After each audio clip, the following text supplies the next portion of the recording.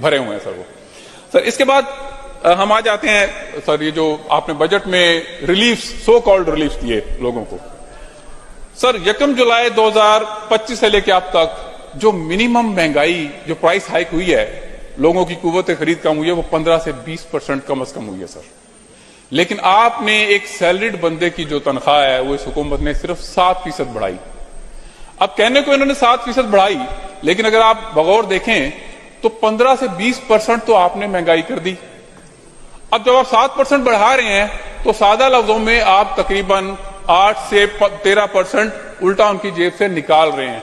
आपने ये price hike, आपने जो सैलरी इतनी भी नहीं बढ़ाई कि कम से कम वो अपनी महंगाई को के साथ उसको एडजस्ट कर सकें और कैरी ऑन कर सकें।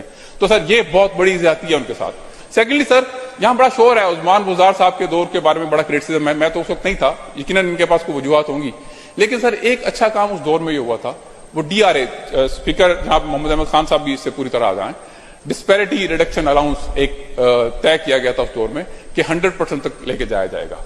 उसमें सर ये नेशनल लेवल पे जितने थे वो जो हमारे प्रोविंशियल लोग थे, इनकी सैलरीज में जो डिस्पैरिटी थी उसको कवर करना था। सर वो शुरू में क्या हुआ कि 30%, 25% एक बार बढ़ाया गया सर, 15% एक बार बढ़ाया गया, ये टोटल 40 से 45% वो अलाउंस बढ़ाया गया, जिसको 100% तक लेके जाना मकसूद था। लेकिन इस गवर्नमेंट में वो जो उसका फर्दर बढ़ाया जाना था उसको रोक दिया गया। आज भी मरकज ने उसको फॉलो किया सर, मरकज 85% तक ले जा चुका है उस डिस्पैरिटी अलाउंस को, लेकिन आज पंजाब में अभी भी 45% तक वो डिस्पैरिटी रिडक्शन अलाउंस रुका हुआ है। मैं रिक्वेस्ट करूंगा कि वो डिस्पैरिटी रिडक्शन अलाउंस जो है उसको, जो उसकी कमिटेड अमाउंट थी 100% पे, स्टेप वाइज ही सही लेकिन ले जाया जाए, उसको रोक ना दिया जाए सर। थर्डली सर, ये जो आपने इंक्रीमेंट किया सैलरीज में 7%, इससे भी बड़ा जुल्म किया गया है सर उन लोगों के साथ जो बेचारे पेंशनर हैं। सर जो पेंशनर्स हैं ये वो लोग हैं जिन्होंने अपनी तमाम जिंदगी इस मुल्क की खिदमत में गुजार दी, लेकिन उनको आपने कितना इंक्रीमेंट दिया उनकी पेंशन में सर? सिर्फ 3.5%।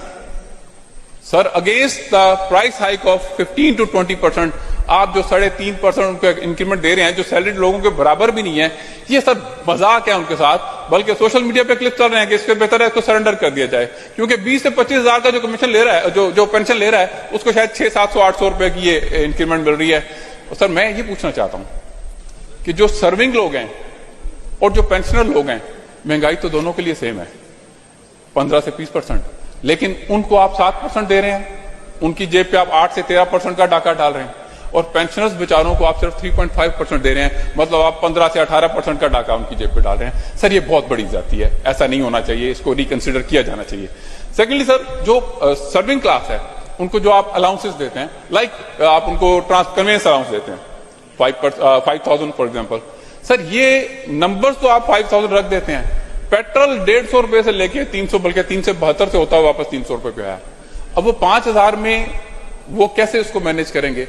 मैं सजेस्ट ये करना चाहूंगा कि ये आप क्वांटिटी ऑफ फ्यूल फिक्स कर दीजिए उनके लिए कि इतने लीटर फ्यूल उनको दिया जाएगा। उसका फायदा उनको ये होगा कि कम से कम प्राइस हाइक उनको अफेक्ट नहीं करेगी और वो उसमें अपना गुजारा कर सकेंगे। सर ये कुछ चीजें हैं जो मैं रिक्वेस्ट करूंगा। सेकेंडली सर, जो पेंशनर्स हैं हमारे, उनके साथ एक और बड़ा जुल्म हो रहा है सर। उनकी जो लीव एनकैशमेंट ऑन रिटायरमेंट थी उसको खत्म कर दिया गया, जो कि उनका हक था सर।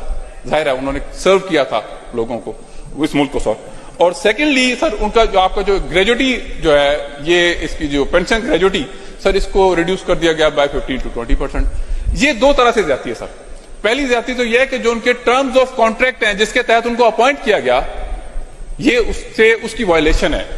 हम ये कहते हैं कि उसको इन सर्व करने के पीरियड के दौरान अगर आप इंक्रीज नहीं करते उनके बेनिफिट्स को, तो कम से कम डिक्रीज तो मत करें। उनकी जो पेंशन ग्रेजुटी में 15 to 20% का डिक्रीज है सर, बिल्कुल भी एक्सेप्टेबल नहीं है, इसको मेरे ख्याल में रिविजिट किया जाना चाहिए।